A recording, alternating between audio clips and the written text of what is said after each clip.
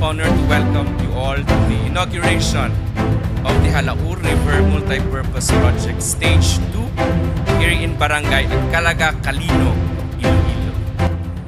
This is a momentous occasion not only for our province but for the entire Western Visayas and the whole country.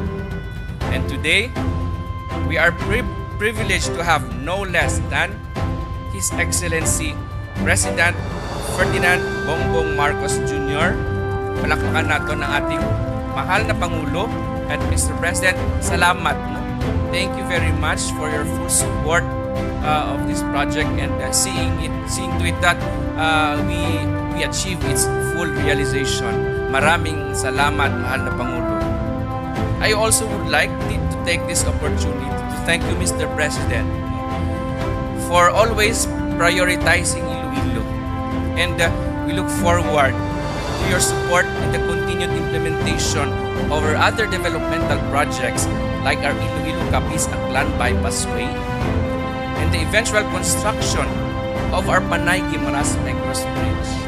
Thank you all for being here and welcome to the inauguration of the Halaur River Multipurpose Project Stage 2. Magandang umaga, mayong aga po sa ating lahat.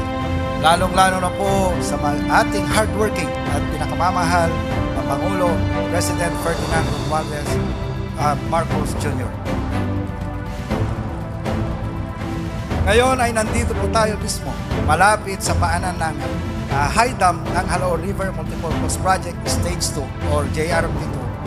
Ito pong mismong dam sa likod natin ay halos naging isang mahirap na pangarap para sa ating mga magsasakang Ilonggo. Napakaraming pagsubok ang ating pinagdaanan. Nandyan ang mga suliranin sa environmental and social aspects, project implementation at marami pang iba. Ngunit sa kabila nito, sama-sama tayong naririto upang saksihan ang inauguration ng JRMP2 High Dam.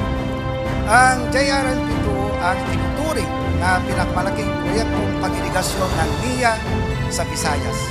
Ito ay isang testamento ng adhikain ng ahensya na mas mapalawig ang irrigation development sa buong bansa at mas maiangat ang mga kabuhayan ng ating mga magsasaka. Kasama po natin sa layunin ito ang pamahalaan ng bansang South Korea sa pamamagitan ng Economic Development Cooperation Fund or EDCF na nagpahiram sa atin ng pondo para maisagawa ang project. Ang proyekto ito ay hindi lamang isang game changer sa sektor ng agrikultura dito sa Iloilo, kundi maging sa Western Visayas region. Ito ay makakapaghatid at maasahang serbisyong patubig ng around 32,000 hektarya na lupang pansakahan sa 4 na distrito ng lalawigan. Ito ay makapagbibigay benepisyo sa 25,000 farmers at 4,500 families mula sa indigenous communities. Dahil dito, inaasahang aabot sa halos 71% ang itataas ng production ng palay sa service area ng NIA. Bukod sa irigasyon, ito ay may potential na hydroelectric power at bulk water generation, aquaculture development, ecocultural tourism promotion, flood mitigation, watershed management at marami pang iba. Ang lahat pong ito ay sumusuporta sa Build Better More Infrastructure agenda ng ating Pangulo tungo sa minimithin nating bagong Pilipinas. To our hardworking President, your support became the key to the full realization of this project. Ang JRMP Stage 1 ay natapos sa panahon ng inyong ama na si dating Pangulong Ferdinand E. Marcos Sr. at ngayon, ang JRMP2 Stage 2 ay matatapos sa ilalim ng inyong pamumuno. Mula sa Golden Age of Infrastructure Development, patungo sa expanded Golden Age of Infrastructure at Build Better More ng inyong administration. Ang lahat ng ito ay hindi lamang katuparan sa matagal ng pangarap ng bawat Ilonggo na magkaroon ng masaganang pamayanan. Ito ay katuparan din sa pangarap ng bawat mamamayang Pilipino na magkaroon ng mas magandang bukas sa bagong Pilipinas. By regulating water flow and providing effective flood management, the dam will enhance the country's resilience to natural disasters and safeguard the communities from potential devastation. While I'm in the island of Panay, I'd like to add something that the Korean government is also contributing through EDCF to the PGN, Panay Guimaras Negros Island Bridge project, which will be another signature infrastructure project under the able leadership of President Marcos Jr. The project will significantly increase connectivity among these three islands, and I hope to see in the near future a significant increase in the movement of people and improved logistics. So once again, I extend my heartfelt congratulations and deep gratitude to all involved in this project, especially National Irrigation Administration, Korean Rural Community Corporation, the project's consultants, and Daewoo Engineering and Construction. Their dedication and expertise were crucial to the success of this monumental infrastructure. May the Halao River Project become a shining example of Korea-Philippine friendship, especially when we mark the 75th anniversary of Philippine-Korea diplomatic relations. Thank you, maraming salamat po at mabuhay. Higit sa lahat, aking binabati ang ating mahal na Pangulong Ferdinand Bongbong Marcos Jr. sa kanyang walang humpay na suporta sa pagkamit ng hangarin na makamit ang seguridad ng pagkain sa ating bansa. Ang kanyang dedikasyon tungo sa food security at pag-unlad ng agrikultura ay nagbibigay inspirasyon sa ating lahat upang aktibong ipabahagi at sa pagpapaunlad ng kabuhayan ng iba't ibang sektor ng bansa. As Secretary of Agriculture, I'm honored to stand alongside you in celebrating this milestone. Ang inyong partisipasyon sa integrasyon ng JRMP ay isang patunay sa pag-unlad ng sektor ng agrikultura at sa pag-usbong ng pag-asa para sa masaganang ani at kasapatan ng pagkain ng ating bayan. Ako'y lubos na gagalak sa pagiging bahagi ng paggaganap na ito. Ngayon, makakasama tayong magsurikap para isang masaganang bagong Pilipinas. Mabuhay po tayong lahat. Ayog gid na adlaw sa atong tanan. I welcome you all with great excitement as we inaugurate the dams of the Halao River Multipurpose Project, JRMP2.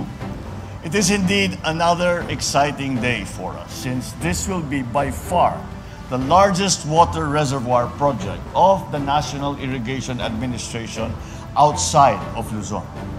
Costing almost 20 billion pesos, the JRMP2 has three key components: the irrigation development, the environmental and watershed management, and institutional development.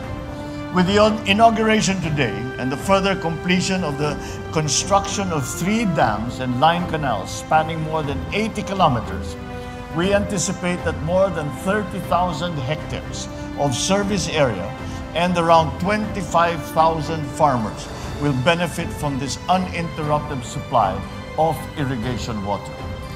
This should boost further the development in the agricultural sector as well as the local economy of the entire region.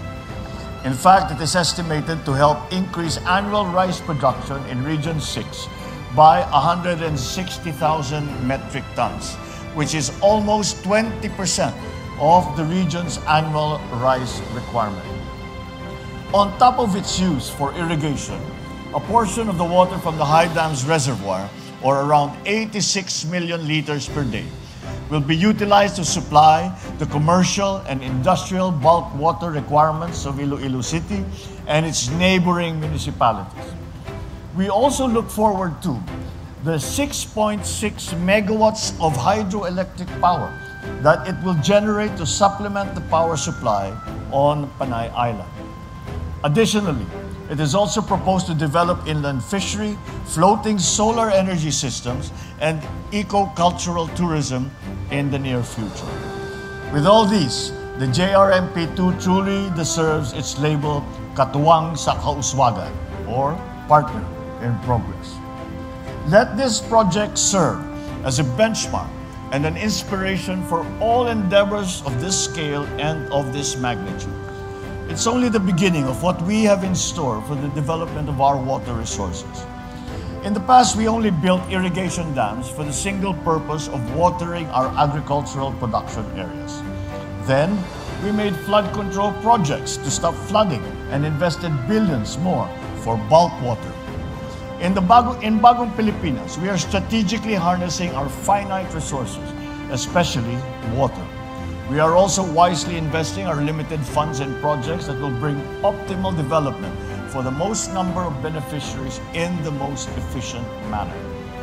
Our water development projects would not just bring irrigation or potable water to our people, but will also help address flooding, produce food, generate electricity, and develop tourism activities.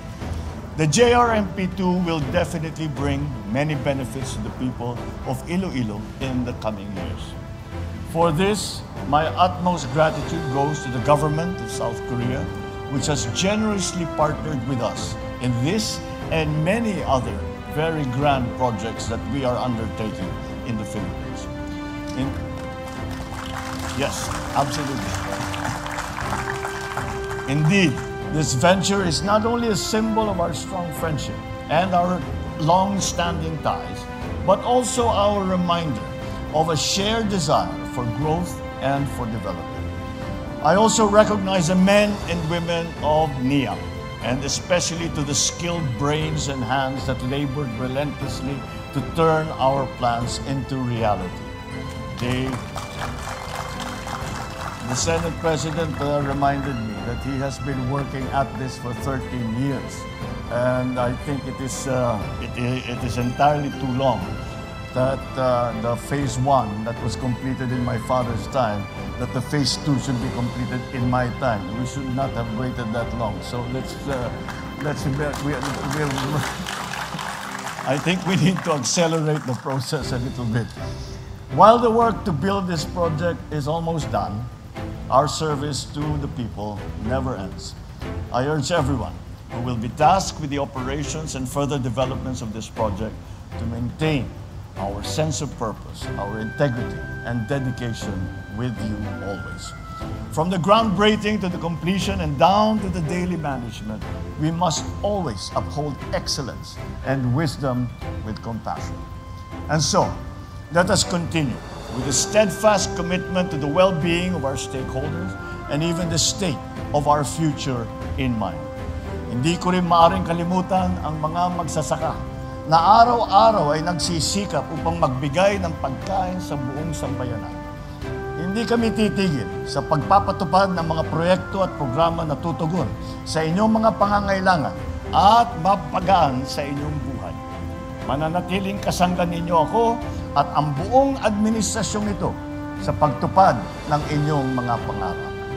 Ladies and gentlemen, as we do the honors of opening the gates, of unveiling the marker of the Halaur High Dam, let us remember that with persistence, with unity and hard work, we can do the difficult. The impossible might take just a little longer. Should these few simple but meaningful words guide our actions every day, we will soon achieve what we once dreamed of. That of a Bagong Pilipinas that overflows with bounty, with opportunity and prosperity for all our people. Because our people deserve no less. Thank you, and my heartfelt congratulations to everyone for this great project that will be of great assistance to many, many people. Maraming salamat po at magandang umaga po sa inyong lahat.